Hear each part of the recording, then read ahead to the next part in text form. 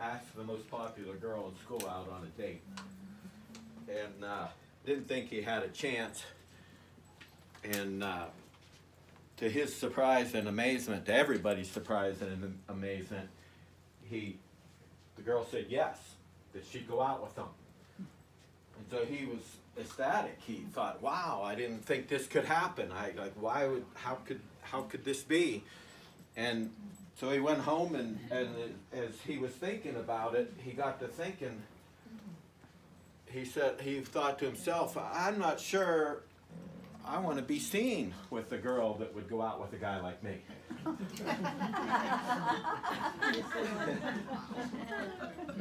And I sort of have that dilemma today. I always feel like this when I speak. I always think, I'm not sure people that are dumb enough to come hear me preach are smart enough to understand what I'm going to say. Oh my goodness. But there's a deeper feeling to that. It's just this sense of awe that I have to be in the presence of God right now, and it's overwhelming to me that he's here. And I shouldn't be surprised by that, because he's here all the time. I'm not surprised by it, but there's this overwhelming thing, and I don't know about you, but I don't always feel up to the moment. I don't feel. Jesus, thank you. But yet He's invited me into His presence, and He's here, and He's going to speak to us. In Jeremiah 29.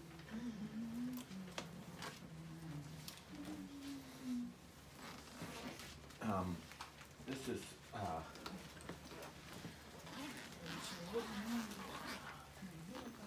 word. I don't often title these things, but if I did put a title on it, would be that these are not the good old days. We are not living in the good old days. You've heard that phrase before. I remember the good old days, and but we're not living in the good old days. We're not in the good old days. So Jeremiah, the prophet, lived.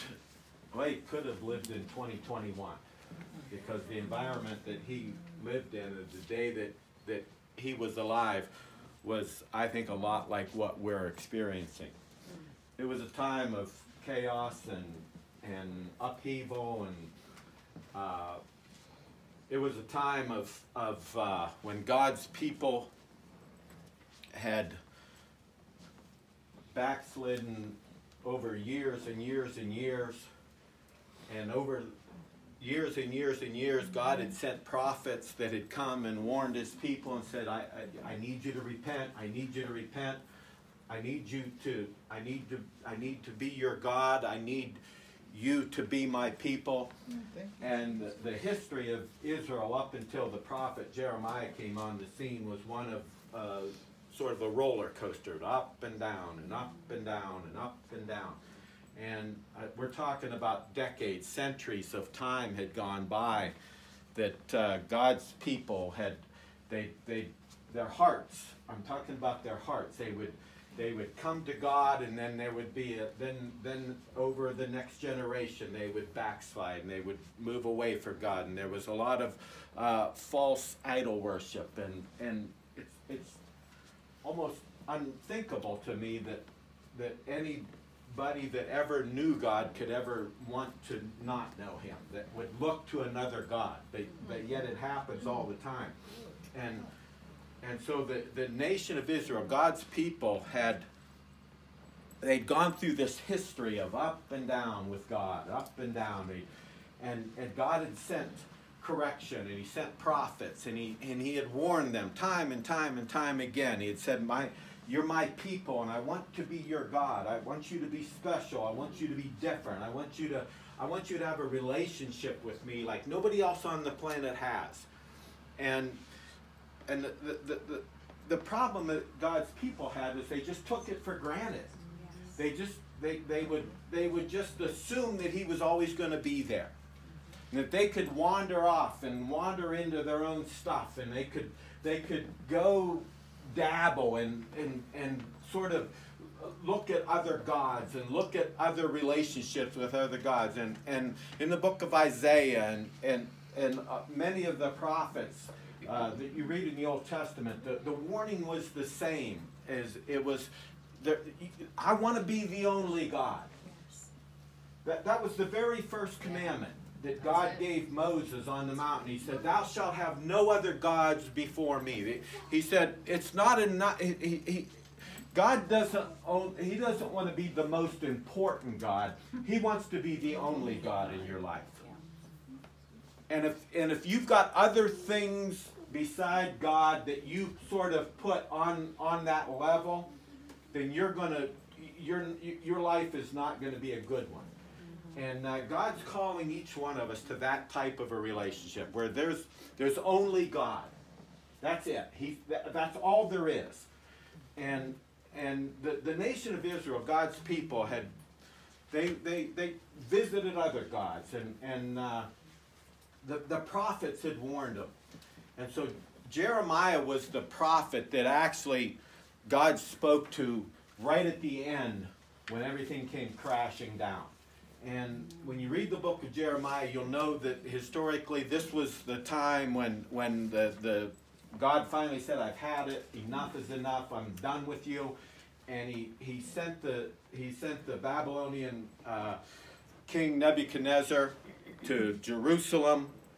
They broke down the walls. They burned the temple. They destroyed the very worship center where the people were supposed to connect with God, and God said, "I'm sending you into exile," and a whole group of Israelites had been taken captive and taken to live in Babylon, and Jeremiah was the prophet that sort of presided over this, and he told the people, "This is what's going to happen. Your sin has finally caught up with you." And same thing's happening today. It's not a popular thing to be a prophet today, to stand up and say what we're doing is wrong. What we're doing is not going to work. It's not a popular thing today to stand up and preach against abortion. It's not a popular thing today to stand up and preach against homosexuality. It's not a popular thing today to preach against transgenderism. It's not all these things that the world is saying, "Oh, we've got to include all of this stuff."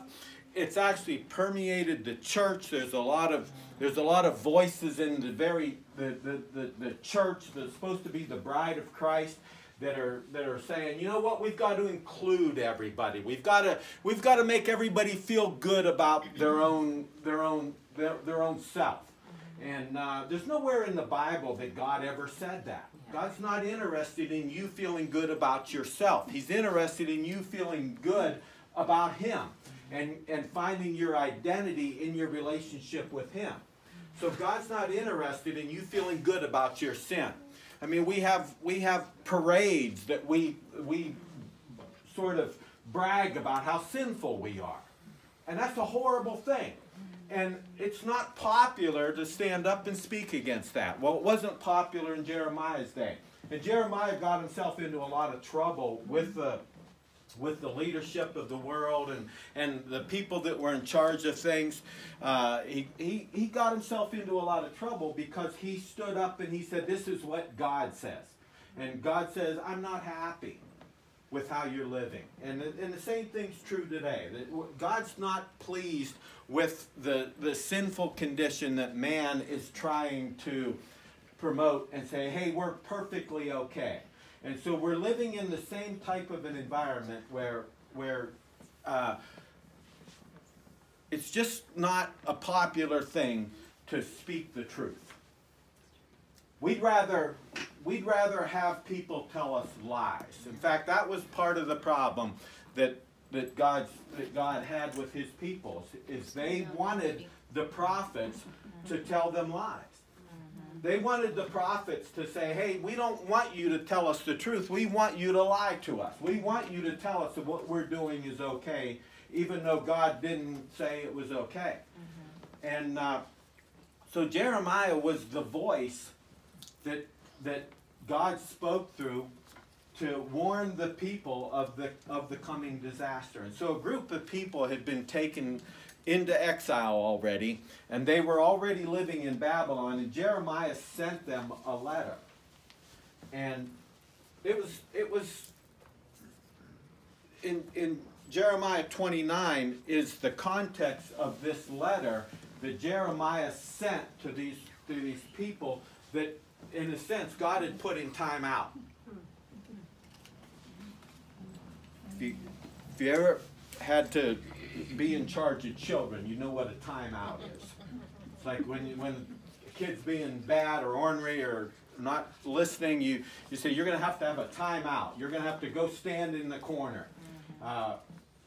My dad didn't really believe in timeouts that much.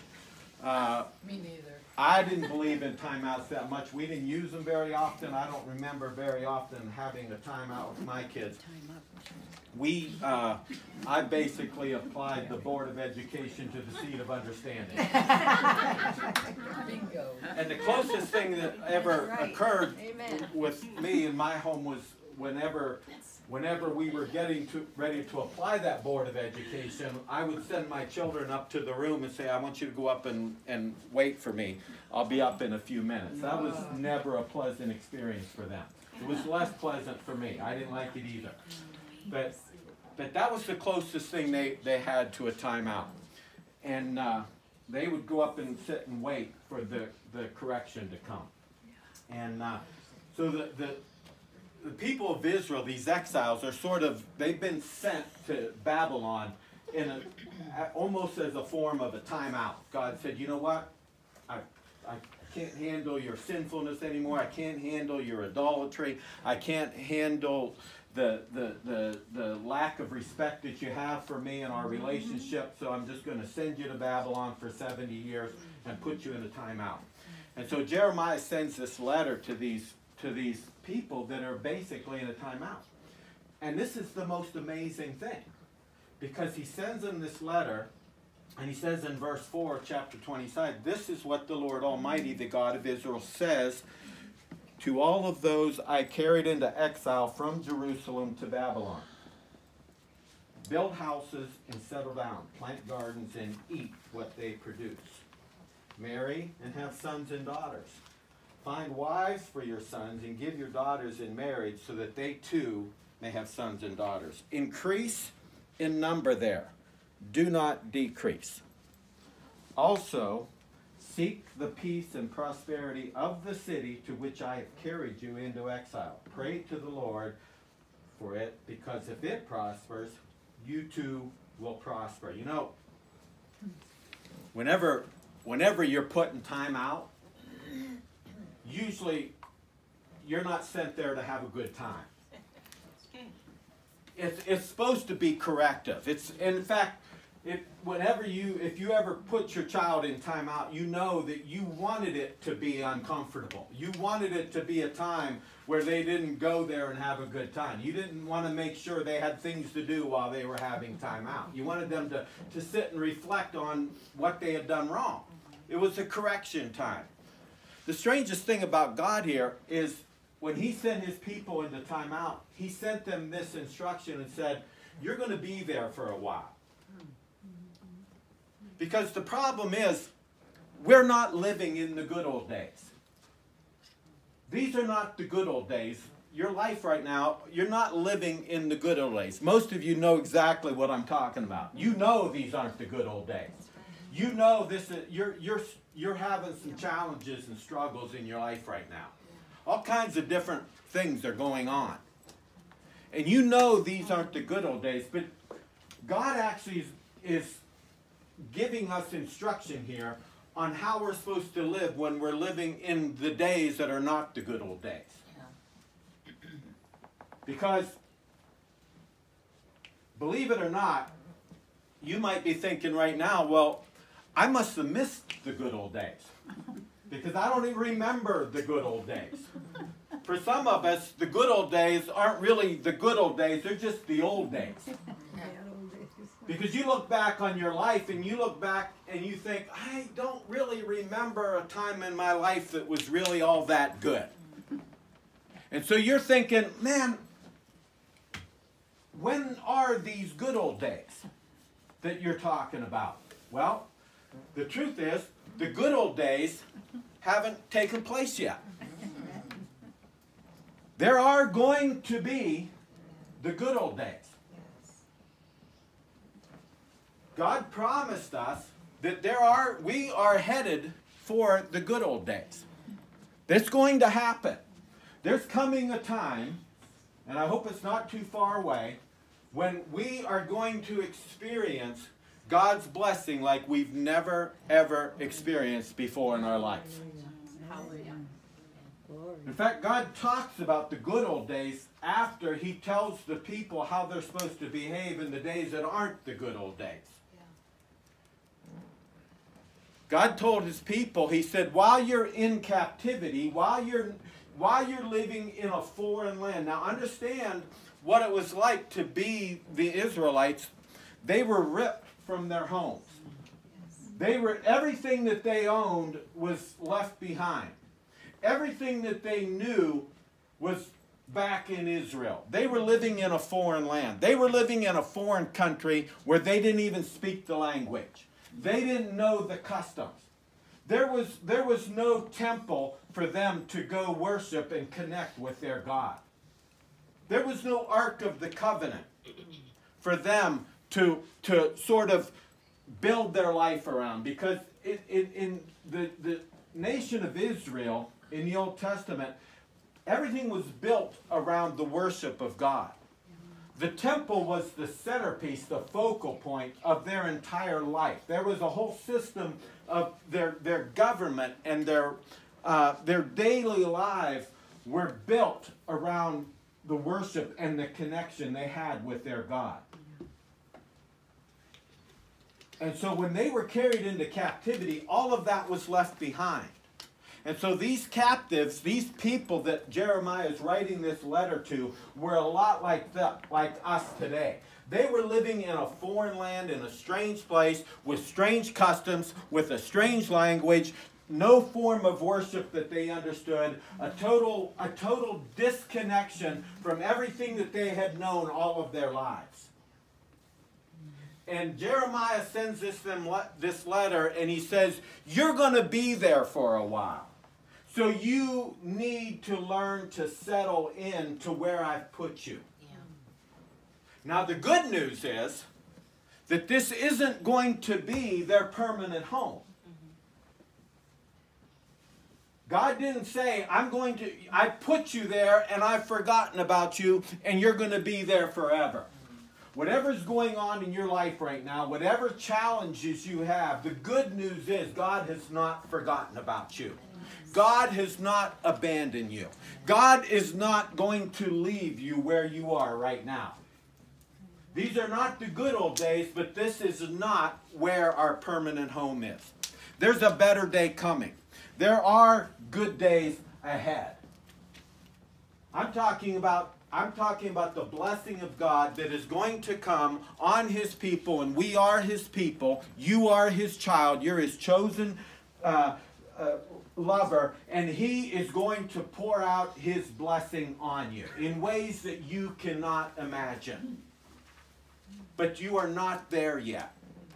And so God today is telling us we need to learn how to live until we get to that point.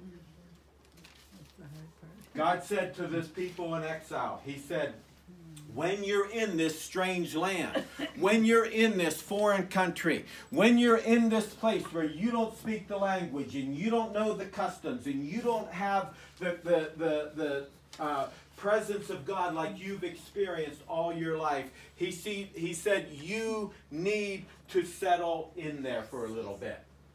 You need to learn to live in the place that I've put you.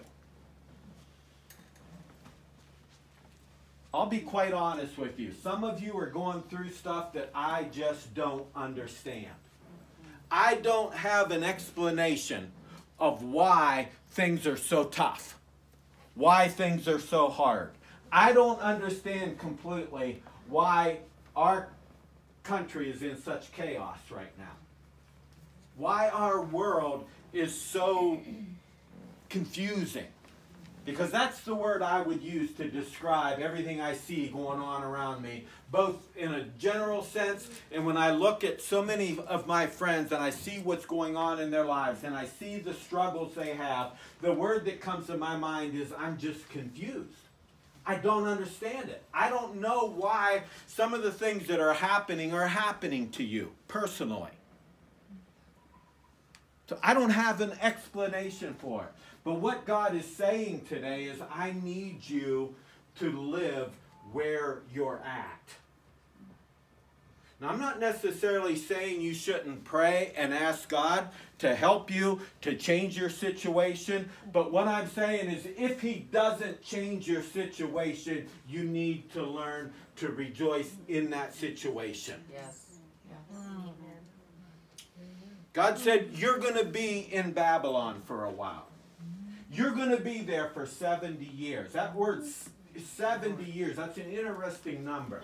Because in the Bible, the number 7 is a number of completeness.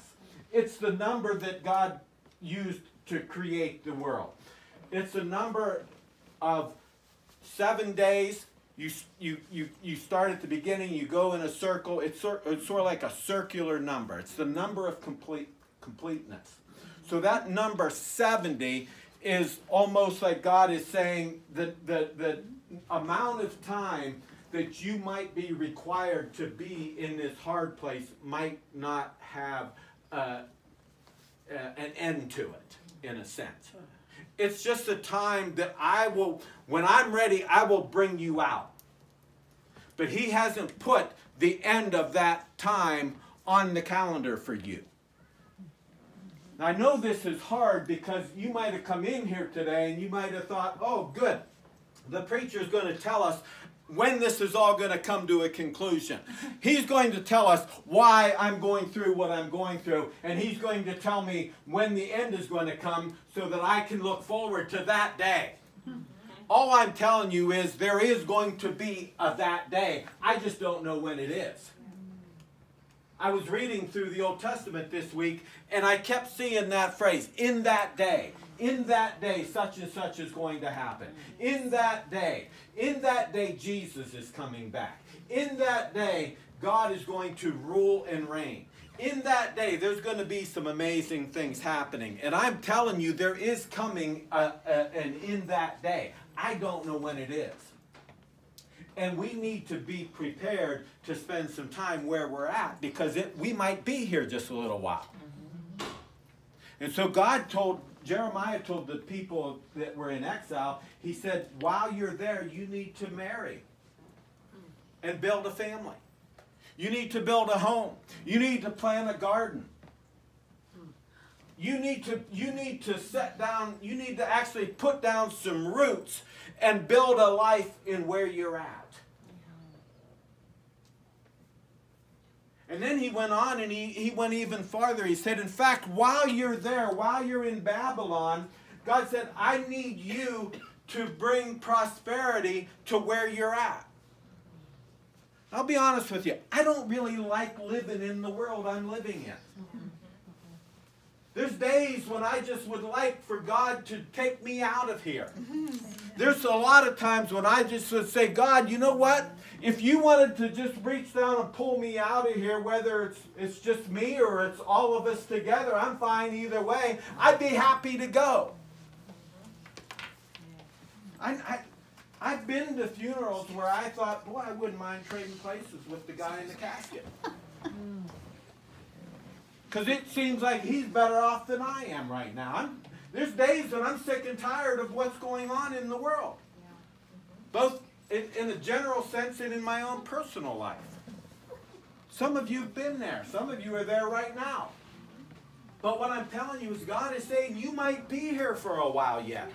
So God is saying you need to learn to live in the day and in the place that God has put you. And not only live there and build there, but to prosper there. The Apostle Paul said, "This is the day that the Lord has made." Finish it. "I will rejoice and be glad in it." Now notice he said, "This is the day." He didn't say what kind of a day it was. He just said, "This is the day."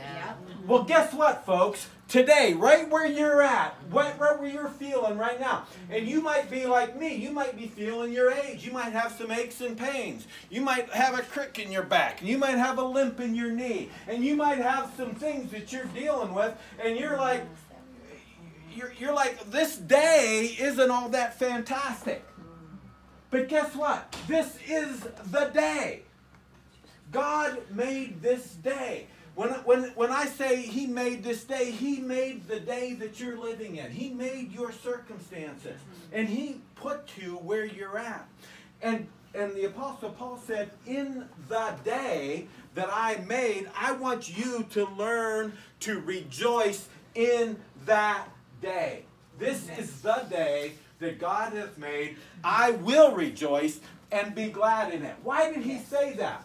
If it was a wonderful day and the sun was shining and the birds were singing and we had no aches and pains and we had all the money we needed and everything was hunky-dory in our life, I don't think I'm describing anybody's life right now that's in this room. But if that was the kind of day it was, He wouldn't need to tell us to rejoice because we would automatically do it. So He put that in there because He knew that there would be days like today that you needed to be told to rejoice and to prosper and to thrive, because it's not going to be the thing that you would do naturally. Jeremiah sent this letter to a group of people that were not having a good day. These people were not living in the good old days. And so Jeremiah sent this letter, this word of prophecy. He said, "This is what the Lord Almighty says." He says, when you're in exile, when you're living in a foreign land, in a foreign custom with strange things that you don't understand and things are happening that don't make any sense to you, He said, while you're there, build houses and settle down. Plant gardens and eat what they produce. Marry and have sons and daughters. Find wives for your sons and give your daughters in marriage so that they too may have sons and daughters. We're talking about a longevity here.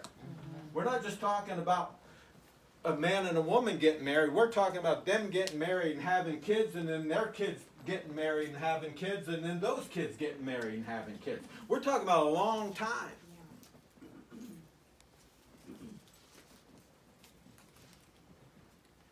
He said, increase in number there. Do not decrease. Boy, that's tough.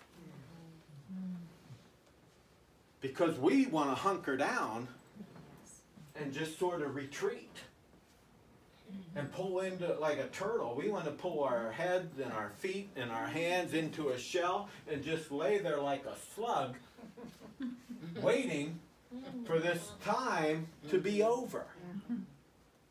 For this day to turn into the next day, hoping that tomorrow will be better than today.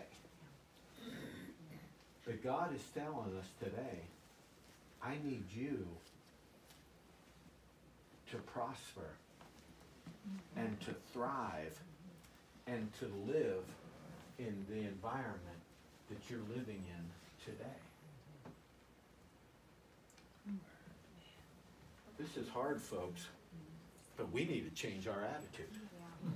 We need an attitude adjustment.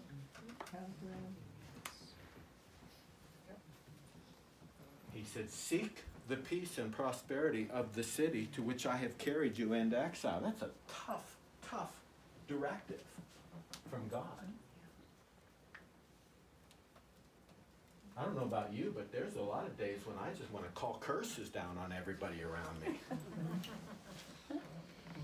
Like I'm ready to pick up a weapon and charge Washington, D.C. and start shooting people down there. You know, I'm not too far off from saying we ought to just put a fence around Washington, D.C. and then nuke the place. I'm ready. I'm not thinking, oh, bless those people. I'm thinking curses. And God is saying, no, I need you to seek prosperity for the world in which I put you.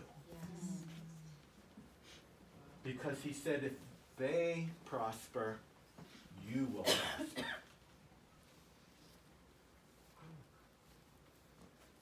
Pray to the Lord for the place that I've put you.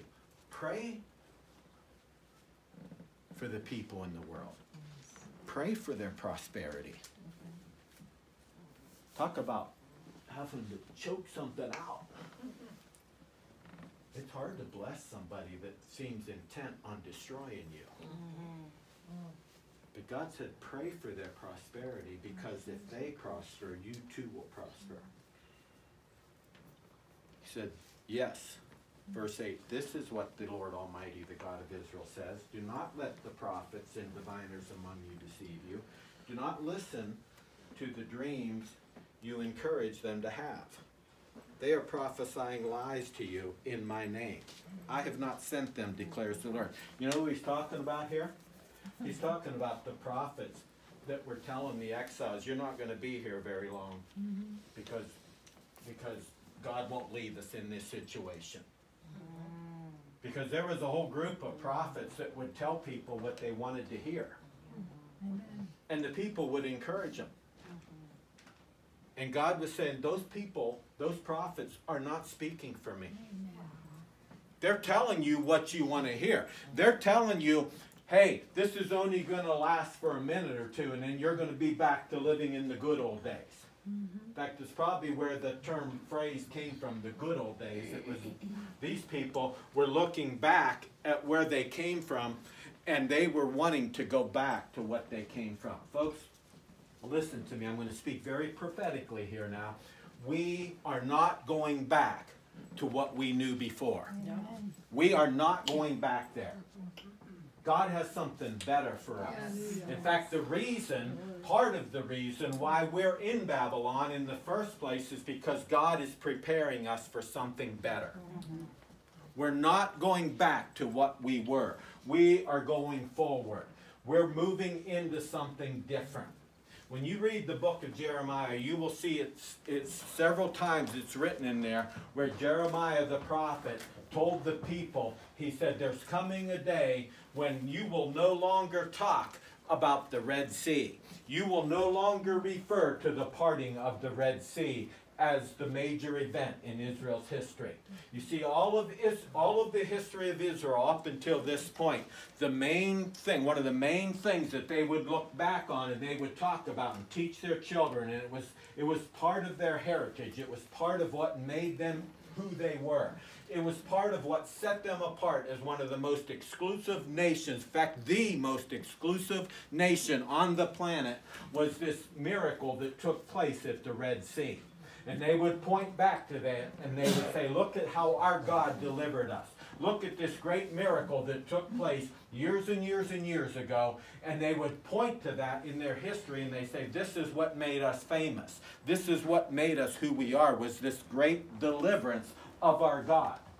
And Jeremiah prophesied several times in the book of Jeremiah. He said, there's coming a day and when you will no longer talk about that day because there's something bigger coming, and that's going to be the point of reference from now on. Jeremiah actually told the people, he said, there's coming a day when you will no longer have the Ark of the Covenant.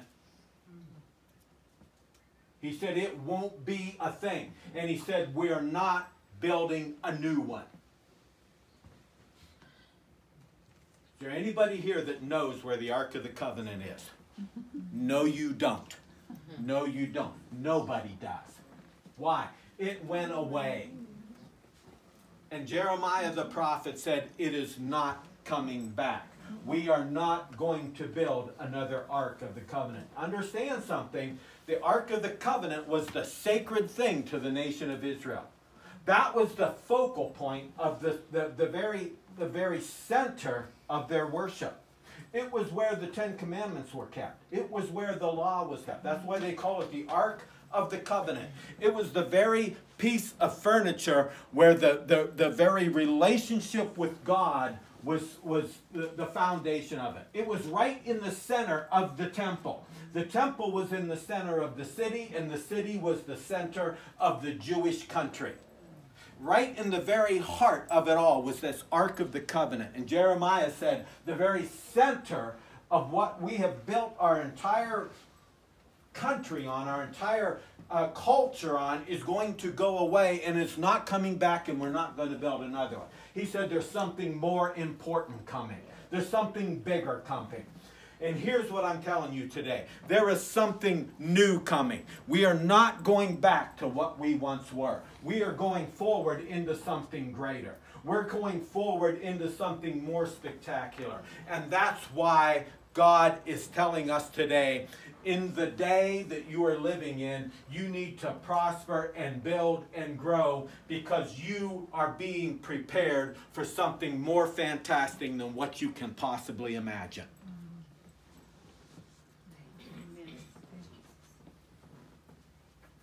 He says in verse 10, the Lord says, when 70 years are completed for Babylon. Boy, there's something I never saw before. When the 70 years are completed for Babylon. Part of the reason why the Jews were in exile wasn't even for them. It was for Babylon. Well, you want something to blow your socks off, that'll do it. Because you're all focused on your problems and your challenges and how it affects you and the problems you have in your life and how you're going to get through it and what's going to happen to you. And the whole time God is saying, I don't even have you here for you. I have you there for somebody else.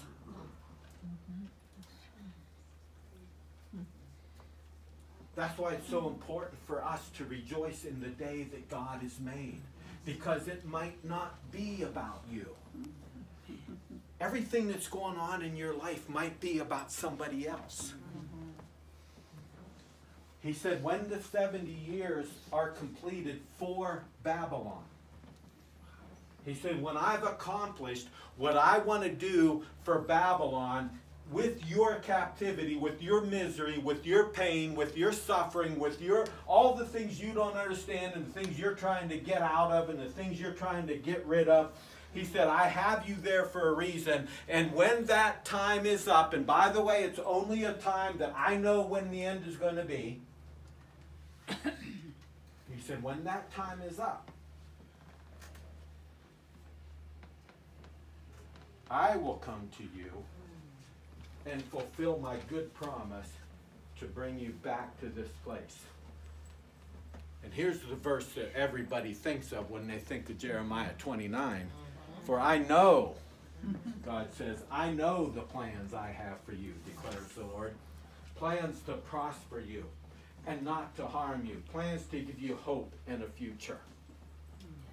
Yeah, we love that verse. I'm not even going to preach on it because you've all heard it so much that I can't add anything to it. That's just a glorious, glorious verse.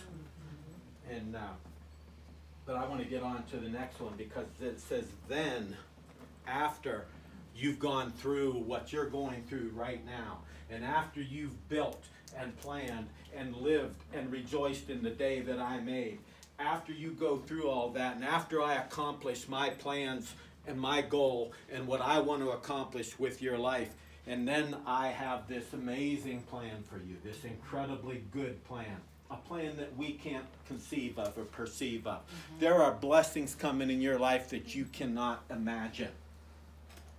Boy, I wish I had time to pull over and park on this for about 6 days. I mean, this is I can't even begin to tell you what is coming for you down the road. If you knew what was coming, what you're going through right now wouldn't bother you a lick. Amen. And you wouldn't care that you don't know the day when it's going to happen. By the way, if you want to do what God's telling you to do and learn how to prosper and grow where you're at right now, think about what's coming at the end of it. He said, when I bring these plans about, he says this in verse 12. He says, then you will call on me and come and pray to me, and I will listen to you. Folks, this is so profound right now. This verse right here is so profound. It's too deep for me to even expound on it. You will call on me and come and pray to me, and I will listen to you. Who? You will seek me and find me. And when you seek me with all your heart, I will be found by you.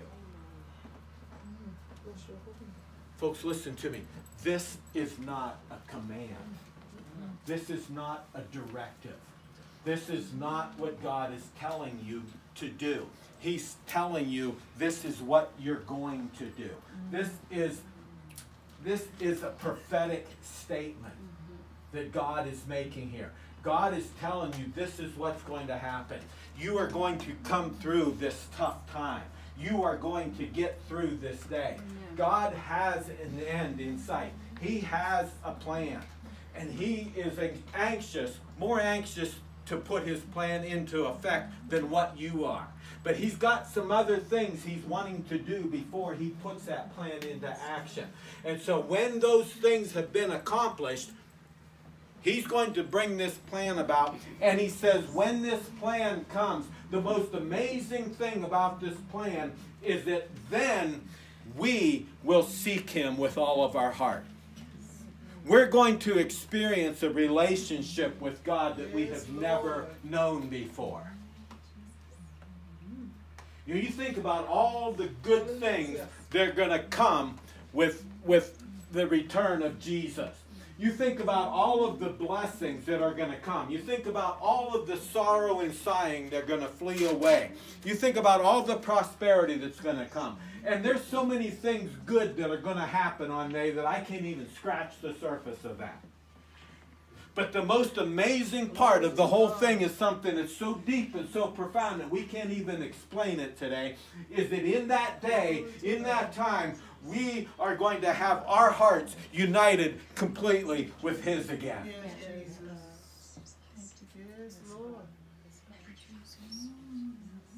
Then you will call on me and come and pray to me, and I will listen to you. I will listen to you. I will listen to you. You will seek me and find me when you seek me with all your heart.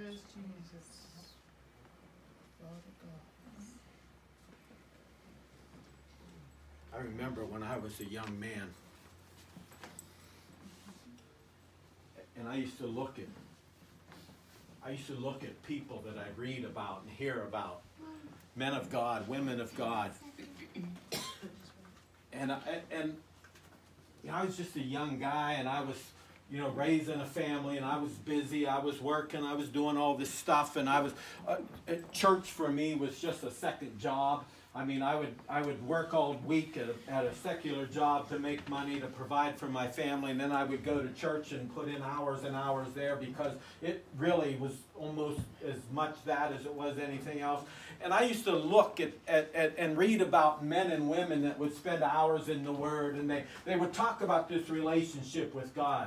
And I used to yearn for it because I would read the Psalms where David would say how his heart would be like a deer panting for water. And I used to think, I want that. I want to be like that. I want to have that with God. I want to have that kind of a relationship. I want to know God that way. I want to have this intimate connection with him. And I used to just envy those men and those women that seem to have that. And today, that's where I'm at again today. I can't wait for the day. I can't wait for the day when I feel like I feel like my heart will be truly, fully, 100% connected with His, where I will know Him the way, like I want to know Him. Does it make sense? Oh, I yearn for that. Because I don't think I'm there yet. Now, I'm farther along than what I used to be. I know that. I know my relationship with God is way, way more intimate than anything that I could ever dream of when I was a kid. And I appreciate that. I love God for that. And I feel like I've been blessed beyond measure because I have had the privilege and the opportunity to spend hours and hours and hours with God. And my days, my weeks are spent just in absorbing Him, just in absorbing His presence. That's the word I use to describe my relationship, the way I read the Word, the way I hear from God. I don't study the Bible, I don't study God, I don't know that much about God, but I know Him. I spend time with Him, I live with Him, I've gone on dates with Jesus. I know what it's like to experience an intimacy with God. The truth of the matter is I don't know very many people that I can relate to that have that experience. But I know what I have been blessed with. And it's an incredible thing. But there's a day coming. There's a day coming, hallelujah, when I will know Him. My heart will be attached to His. There won't be anything in between Him and I. Nothing. I'll be fully connected to my God. God said in verse 14, I will be found by you. I will be found by you.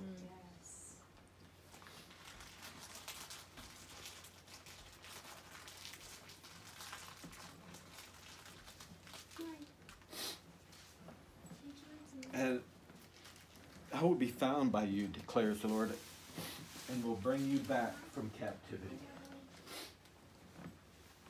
Yeah, we're living in captivity today.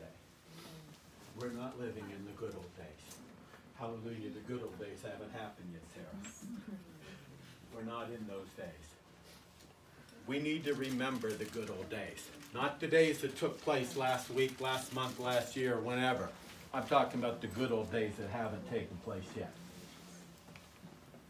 I'm talking about the time when we're through this stuff, when we're done, and God has finished what He wanted to accomplish in our lives.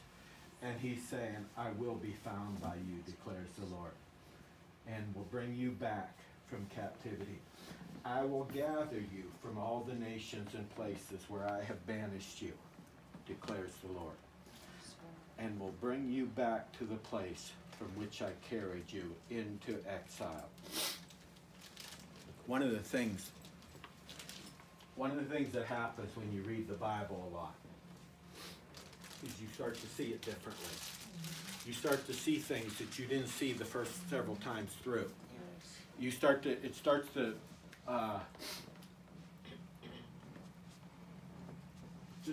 just changes. And one of the things that I noticed, and I didn't realize this would happen, is that you start to see that all of these stories in the Old Testament, the entire history of the nation of Israel, the entire history, the entire Old Testament really isn't about the nation of Israel at all. It's about God. It's about Papa. And you realize that so much of what God talks about in the Old Testament, so much of the history is really not history, but it's the future. It's what's coming. And the entire story here of the nation of Israel going into captivity. I mean, just think about the very fact that God sent His people into a timeout and then sent them directions, said, while you're in timeout, make sure you have a good time there. Live there. Enjoy your time out. Don't just let it be a time of drudgery or punishment or correction even. He said, while you're there, while you're in time out, while you're being corrected, you're there because I had to get you out of my presence because I was going to kill you. If you, when you read the story, you know that the people that didn't go to Babylon really went through a lot worse because they were the ones that God really was unhappy with. And so while they were in time out, God said, while you're there, have a good time. And I know what some of you are feeling, like you're dealing with some stuff that just seems horrendous and hard. And it seems really, really, really almost crass for me to say, well, while you're suffering, have a good time. Yeah. But that's more or less what God is saying. While you're going through this hard day, this hard time, embrace it. Why? Because I have a plan. And when this is all over, God is saying, you and me gonna hook up. You and me are gonna connect. And you're gonna seek me. And you're gonna chase after me. And your heart is gonna yearn for me. And you're gonna desire me like you've never desired me before. And what's even more incredible than that is I will respond. I will be found by you. I will connect with you. Now some of us,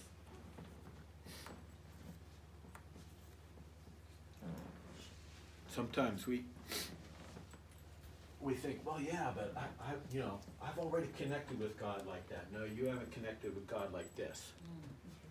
What I'm telling you is there's something so deeply profound about those verses, that promise of that heart connection with your God.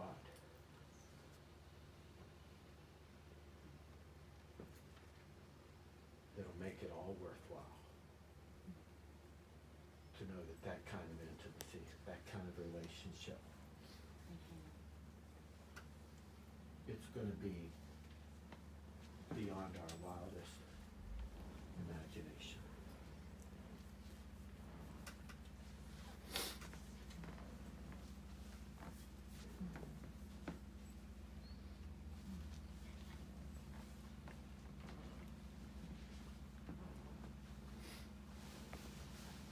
Lord,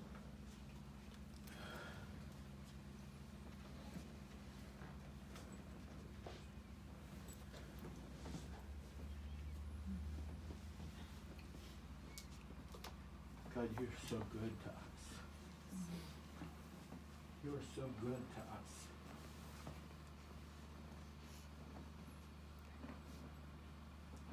God, you have blessed us.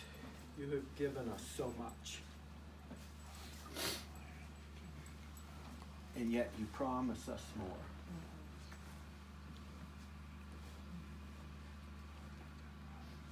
God,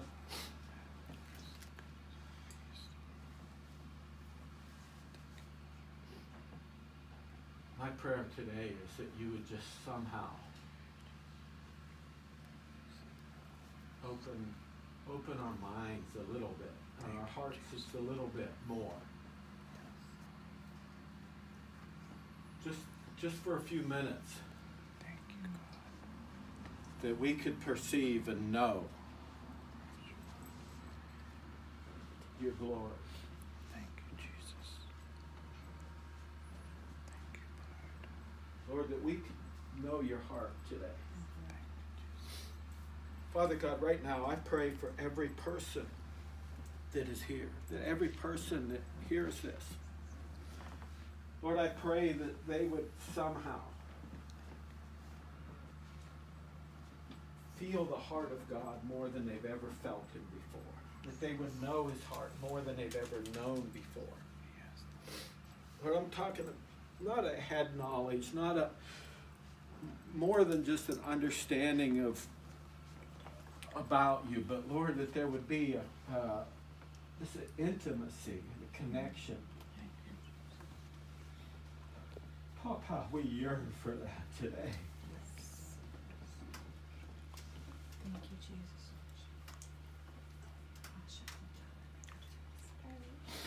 Lord, it doesn't even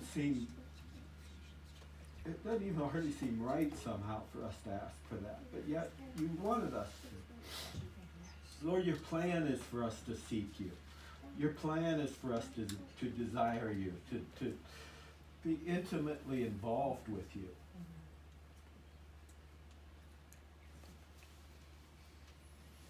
And Lord, I'm sorry. I'm sorry that we haven't done this. That we go through our days and don't even acknowledge you sometimes. Or we get so absorbed by our own stuff, our own lives, our own challenges, our own problems, our own ideas, our own whatever, that we'll go through a whole day. Lord, we repent of that. Yes. Yes, God. Yes, Jesus. Lord, we just ask for your presence to fill this room.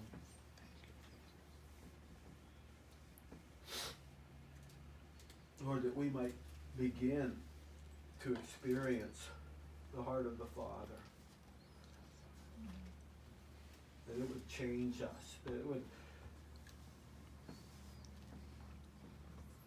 Lord, even if it means life here is even that much more uncomfortable because of what we experience.